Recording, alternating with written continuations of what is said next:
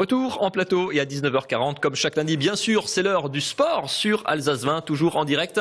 On va parler de basket, notamment ce soir avec notre invité, Martial Bellon. Bonsoir. Bonsoir. On parlera également de handball, on parlera de basket, mais du côté de Souffelweijersheim, on parlera de rugby. Mais on va commencer par du football. Aujourd'hui a lieu ce soir en direct, du coup, sur Alsace 20, le tirage au sort du 6e tour de la Coupe de France. Et je vous propose de retrouver au cœur de l'événement Anna Britz. Est-ce que vous m'entendez, Anna?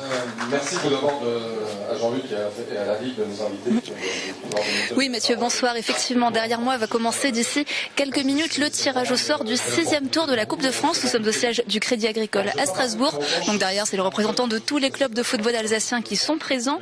Ce 6e tour de la Coupe de France aura lieu les 25 et 26 octobre. Donc le tirage au sort va démarrer sous peu. Ce sont des anciens vainqueurs de la Coupe de 1966 qui seront derrière et qui vont participer au tirage au sort.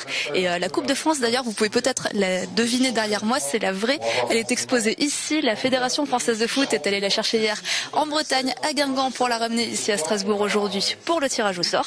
Et donc juste avant, c'était la Coupe Gambardella, la Coupe des jeunes, qui a été tirée au sort. Et nous, on se retrouve dans quelques instants avec, espérons-le, les premières affiches que je pourrais vous annoncer dans quelques minutes.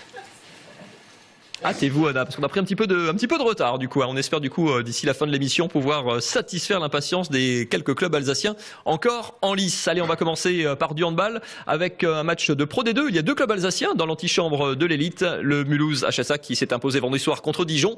Et l'autre équipe, vous les voyez en bleu, c'est les Sables, l'Entente, Strasbourg, Schiltigheim, Alsace Handball. Le promu, ils étaient encore l'an dernier en 3e division.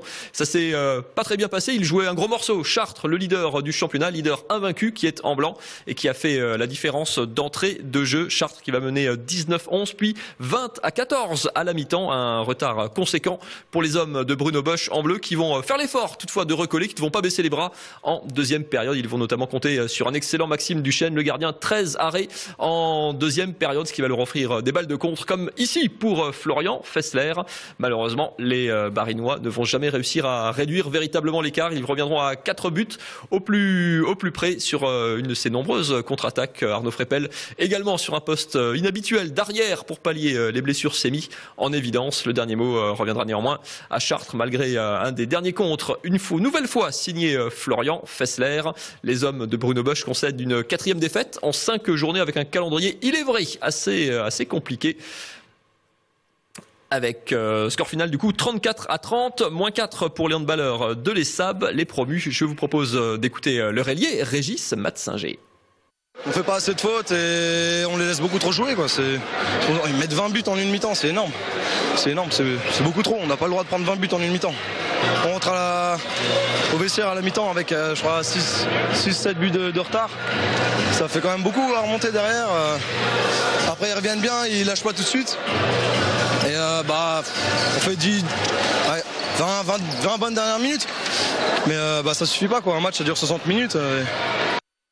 Et retour en plateau, on va ouvrir notre page basket. On va parler de la SIG qui entame sa campagne de Coupe d'Europe ce mercredi avec son président Martial Bellon. Petit détour par l'autre club pro alsacien. Ça se passe du côté de Souffelweijersheim, à l'échelon juste en dessous, en Pro B. Deuxième match à domicile, deuxième match de championnat. C'était ce week-end. Souffelweijersheim recevait Boulazac. Regardez comment ça s'est passé pour les hommes de Stéphane Eberlin.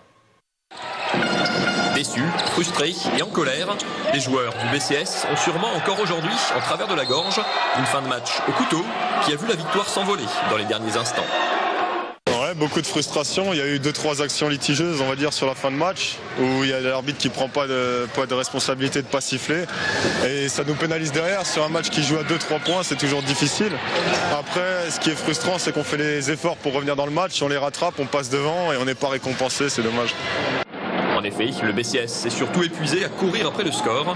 Mené tout au long de la première période, les Souffellois accusent jusqu'à 13 points de retard, 42-29 peu avant la mi-temps. La seconde période ne démarre pas mieux, mais après ce tir primé qui permet à Boulazac de mener 50-38, le BCS hausse le ton. Plus agressif en défense, plus adroit en attaque. Les Alsaciens recollent doucement mais sûrement jusqu'à égaliser à 60 partout sur ce dunk de Mustapha Diarra. Les 5 dernières minutes sont à couteau tiré, mais sourient finalement à Boulazac. qui s'impose à l'arraché, 78-73. On part de tellement loin à chaque fois qu'on laisse beaucoup d'énergie et puis c'est l'énergie qui nous manque à la fin. On manque beaucoup de lucidité en première mi-temps. Je pense qu'on est à chaque fois un petit peu trop nerveux. On veut essayer de trop bien faire. Malgré les 3 victoires qui avaient lancé leur saison, les Barinois se retrouvent dans le dur, pas aidés par l'absence de leur pivot Abdoulaye Ndiaye, à nouveau blessé et à qui le club cherche un remplaçant. Offensivement, on a un bon potentiel. Après, défensivement, on manque de dureté. Et on est encore trop gentil. On le voit encore sur la première mi-temps. Deuxième mi-temps, c'était beaucoup mieux. Maintenant, voilà, on sait qu'on a des jeunes joueurs. Dufaux qui est un jeune joueur. Dinal, jeune joueur. Imov, jeune joueur. Donc voilà, mais il faut continuer à travailler. Il ne faut pas qu'on baisse la tête. Voilà, on va avoir des résultats et très vite. Le BCS a une petite semaine pour trouver son nouveau pivot et préparer une grosse série de 4 matchs en 15 jours. Voilà, pour le BCS en Pro B, on va grimper d'un échelon pour arriver en Pro A. Bonsoir Martial Bellon. Bonsoir à tous. Vous êtes bien sûr le président de la SIG Basket qui a débuté son championnat en Pro A. J'ai une petite image pour vous. D'abord, allez, ça a dû vous faire très plaisir. Regardez ces images, tous ces drapeaux rouge et blanc aux couleurs de la SIG samedi après-midi à Strasbourg. Non, c'était pas pour vous? Je crois pas. C'était pour une autre cause alsacienne, mais pas la cause de la SIG. Bientôt, on mettra un écran géant la prochaine fois, place de Bordeaux. Ça sera très bien. On avait prévu plein de questions, mais je vais commencer par celle un peu brûlante, puisqu'on a appris dans la journée que votre entraîneur, Vincent Collet, avait été approché par l'Olympiakos, un club grec. Il y a beaucoup d'argent dans le basket en Grèce, notamment du côté de l'Olympiakos. Les récentes performances de votre entraîneur, avec Strasbourg évidemment, mais aussi avec l'équipe de France, attirent des convoitises. L'Olympiakos voulait l'engager. Vous avez donné votre réponse dans la journée, verdict. Verdict, à l'heure qu'il est, Vincent Collet n'est pas transférable. Certes, l'Olympiakos est un très grand club européen. Je rappelle qu'ils ont été champions d'Europe il y a 2 ans. C'est très flatteur pour Vincent, mais aussi pour la SIG et pour le basket français, qu'un aussi grand club souhaite s'attacher les services de Vincent. Mais comme vous le savez, on a opéré un recrutement sous la conduite de Vincent cet été. Nous avons des ambitions cette année et le timing n'est pas bon pour que nous libérions Vincent. Nous avons fait savoir à l'Olympiakos que Vincent Collet n'était pas transférable à ce stade de la saison. C'est fermé définitif. C'est fermé définitif. Bon, marché à faire classer. Le début de saison en plus vous donne raison, enfin à lui et à vous pour le recrutement et pour le choix des hommes, puisque la SIG est leader du championnat avec un sans faute en championnat. Vous êtes évidemment, j'imagine, tout sourire de ce début de saison. Oui, je suis satisfait du début de saison. 3 victoires sur 3 matchs, plus une victoire en Coupe de France la semaine dernière. On est déjà co-leader avec Limoges, nos amis de Limoges que nous avions rencontrés en finale des playoffs au mois de juin. Mais nous avons des ambitions hautes cette année. D'abord, terminer dans le top 4 en Pro A pour être l'une des équipes en capacité de jouer le titre. Mais surtout, et ça démarre dès ce mercredi à Bonn, en Coupe d'Europe, où nous avons l'intention de réussir un parcours qui soit à la hauteur des attentes que tous les amoureux du basket en France ont sur les clubs français qui ont, ces dernières saisons, pas tellement bien réussi en Coupe d'Europe. Donc nous voulons vaincre le signe indien. Là, vous aviez raté la qualification dans le temps de qualification pour l'Euroleague, qui est, on va dire, la Ligue des Champions du basket. L'Eurocoupe, c'est l'étage en dessous. C'est, je me fais un peu l'avocat du diable, c'est quand même plus accessible en termes de performance pour les clubs français par rapport aux moyens qui sont les leurs, qui sont les vôtres aujourd'hui. C'est la 2e Coupe d'Europe après l'Euroleague.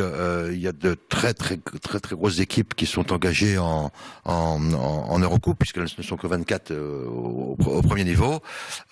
C'est probablement un peu plus accessible, mais rien n'est facile lorsqu'on aborde le niveau européen. Cette année, nous jouons contre Bonn, contre Bamberg, les Allemands qui étaient en Euroleague la saison dernière, contre les Espagnols de Saragosse, contre les Italiens de Reggio Sant'Emilia, et contre Paris-Levallois. Vincent Collet dit c'est à peu près le pire tirage possible quand on connaissait les groupes. Parmi les groupes, c'est le tirage effectivement le plus difficile, donc rien n'est acquis d'avance. Pour finir, l'équipe a relativement peu changé la dynamique de la saison dernière, avec une identité toujours très française, beaucoup de joueurs français, un recrutement pareil aussi très ciblé. On est vraiment, avec le coach, avec le groupe, dans une continuité au niveau du club et du staff. Alors ça, c'est la stratégie qu'on a mis en place avec Vincent il y a maintenant 3 ans. C'est d'abord de privilégier les joueurs français. Sur 11 joueurs, nous en avons 7. Certains clubs, on n'a que 4 étrangers, 3 Américains et un Serbe.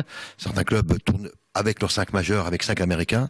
Donc nous voulons là aussi tenter d'inverser le cours des choses et de mettre en avant la formation à la française. Nous avons effectivement reconduit 6 joueurs de la saison passée. Ça c'est important dans la continuité, mais c'était aussi c'est le résultat de la stratégie que nous avons mise en place avec Vincent, avec des contrats pluriannuels. Donc peut-être que le bon début de saison est aussi lié au fait qu'une bonne partie de l'équipe avait l'habitude de jouer l'année dernière. Les autres joueurs qui ont été recrutés, Ali Traoré et Mangali Fofana par exemple, ont déjà joué sous les ordres de Vincent Collet à Villeurbanne il y a quelques années. On connaît ce championnat de France aussi, c'est pas le cas de beaucoup de joueurs qui arrivent. Matt Howard qui vient d'Ulm en Allemagne avait joué à Roanne. Donc nous avons des joueurs qui sont estampillés Pro A et qui sont surtout des joueurs de la Collet Team. On revient au basket dans un instant. On va ouvrir une petite page rugby avec un apprentissage difficile pour les Miss Rugby. Les Miss, c'est l'Entente, Célestat, Ilkirch.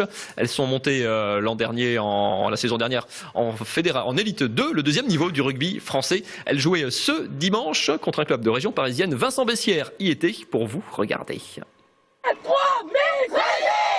Le début de saison est difficile pour l'équipe des Miss Rugby. Après 2 défaites, les filles se sont à nouveau inclinées hier après-midi face à Poissy 31-3 à domicile. Promues de 3e division en mai dernier, les Miss ont du mal à s'adapter au niveau de l'élite 2.